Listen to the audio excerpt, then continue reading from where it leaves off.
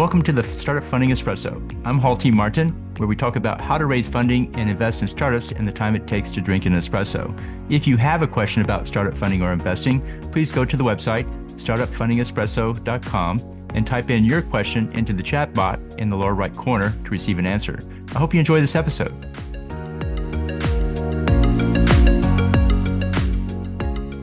Hello, this is Hall T. Martin with the Startup Funding Espresso, your daily shot at startup funding and investing.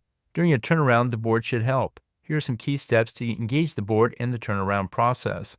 Interview the board for their input on the turnaround plan. Reconfirm the board's role in the company. Define the specific activities the board should engage in. And set up the board with goals and objectives with accountability. Change the board's operating process to meet the current needs of the company. For businesses in a steady state, a quarterly board meeting is fine. During a turnaround, the board should meet much more often, such as weekly. Identify board members with key skills and contacts relevant to the turnaround. For example, a board member that has a network of investors could be tasked with fundraising. Another board member with financial expertise could oversee the financial activities.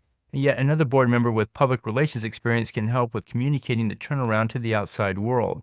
Set metrics to track the board's progress. Just as the company's leadership and employees have metrics, so too should the board. Consider these points in engaging the board for your startup turnaround. Thank you for joining us for the Startup Funding Espresso, where we help startups and investors connect for funding. Let's go start listening to today.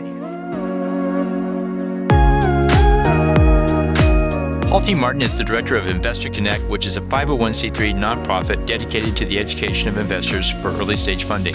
All opinions expressed by Hall and podcast guests are solely their own opinions and do not reflect the opinion of Investor Connect. This podcast is for informational purposes only and should not be relied upon as a basis for investment decisions.